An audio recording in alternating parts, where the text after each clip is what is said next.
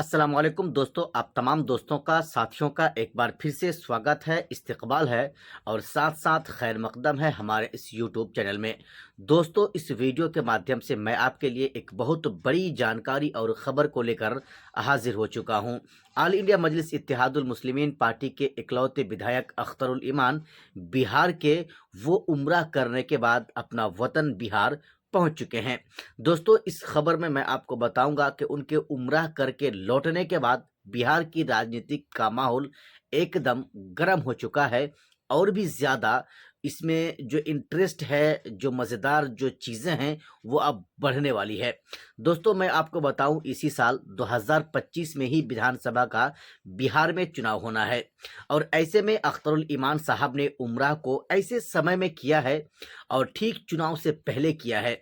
वो Mecca Medina पहुँचे, वहाँ पर अल्लाह से दुआएँ माँगी, ख़ास करके तमाम उम्मत मुस्लिमा के लिए जो है उन्होंने दुआएँ माँगी और उसके साथ-साथ जो उनके अरकानात हैं, ख़ास करके उम्रा के, वो तमाम चीज़ों को पूरा करने के बाद वो बिहार पहुँच चुके हैं, लौट चुके हैं।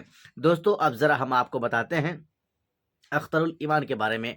अख्तरुल ईमान 2020 में विधानसभा का चुनाव जीतकर वो विधायक बने थे अमोर विधानसभा से। वो सिर्फ अकेला नहीं, उनके साथ 4 और विधायक चुनाव जीते थे, लेकिन वो चारों के चारों विधायक एमआईएम पार्टी से दगाबाजी करके एमआईएम पार्टी को छोड़कर ठुकरा कर आरजेडी पार्टी में जाकर शामिल हो चुके थे। लेकिन उस समय से लेकर अब तक अख्तरुल ईमान एमआईएम पार्टी में डटे हुए हैं, एमआईएम पार्टी में मजबूती के साथ उसके किले को थामे हुए हैं। अब दोस्तों, 2025 यानी इसी साल विधानसभा का चुनाव में एमआईएम पार्टी की तरफ से अख्तरुल ईमान तो चुनावी मैदान में होंगे ही, लेकिन उनके बारे में शक समझा जा रहा है कि क्या वो अमोर विधानसभा से ही लड़ेंगे या फिर वो विधानसभा कोई तब्दील करेंगे, चेंज करके वो चुनाव लड़ेंगे।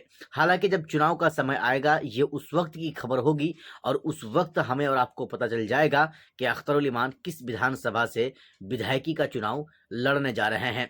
दोस्तों, जिस चीज़ को मैं आपको बताने की कोशिश कर रहा हूँ, वो है बिहार की राजनीति।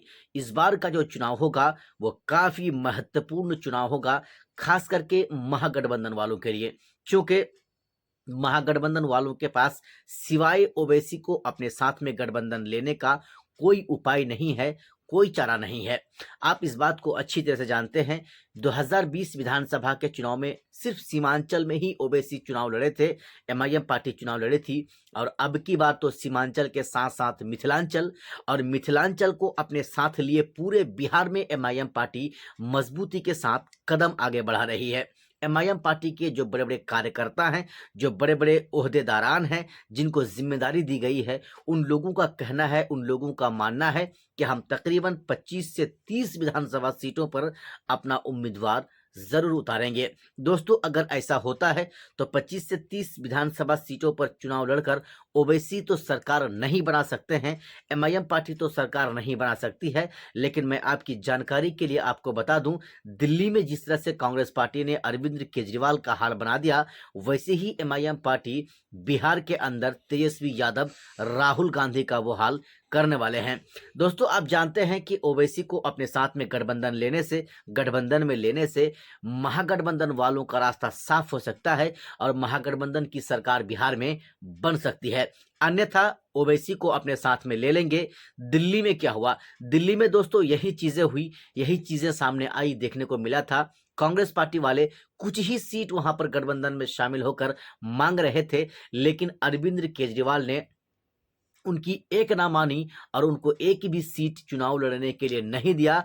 और बाद में देखा यह गया कि कांग्रेस पार्टी पूरे दिल्ली में यानी 70 के 70 विधानसभा सीटों पर चुनाव लड़ी और 17 तो ऐसी विधानसभा सीटें हैं जहां पर कांग्रेस पार्टी ने आम आदमी पार्टी के उम्मीदवार को चुनाव हराया। दोस्तों, कहीं ना कहीं वही होने वाला है। उसका बदला यानी कांग्रेस पार्टी का बदला, अरविंद केजरीवाल का बदला बिहार में असदुद्दीन ओवैसी महागठबंधन के साथ लेने वाले हैं, यानी कि राहुल गांधी के साथ वो बदला लेने वाले हैं।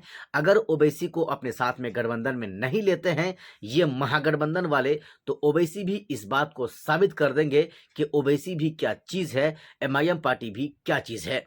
आप जानते हैं कि ओवैसी और एमआईएम पार्टी खास करके उन विधानसभाओं में अपनी नजर गड़ाए रखे हैं जहां पर मुसलमान और दलित वोटर्स की आबादी ज्यादा है। क्योंकि आप जानते हैं कि मुसलमानों के जो वोटर्स हैं वो ओवैसी की जान है। ओवैसी सिर्फ मुसलमान और दलितों पर ही भरोसा करके चुनाव कहीं भी लड़ते हैं तो वो चुनाव लड़ते हैं। ऐसे में बिहार में कई ऐसी विधानसभा सीटें हैं, कई ऐसी सीटें हैं जहां पर मुसलमानों का दबदबा चलता है, जहां पर मुसलमान जब चाहे जिसको चाहे विधायक बना सकता है, जब चाहे जिसको चाहे विधायक की कुर्सी से उतार सकता है। ऐसे ऐसे विधानसभाओं में ओवैसी अपना उम्मीदवार जरूर उतारेंगे, एमआईएम पार्टी अपना उम्मीदवार जरूर उतारेगी। इसलिए यह एक आईना है तेजस्वी यादव के लिए, राहुल गांधी के लिए, कि बिहार में विधानसभा के चुनाव में ओवैसी को अपने साथ में गठबंधन ले लें, गठबंधन में ले लें। अन्यथा नहीं तो अरविंद केजरीवाल का रास्ता इस बार जिस तरह से हुआ, उनके साथ जो हरकतें हुई, जो मामला पेश आया, वो बिहार के अंदर भी तेजस्वी और राहुल गांधी के साथ आने वाला है, होने वाला है।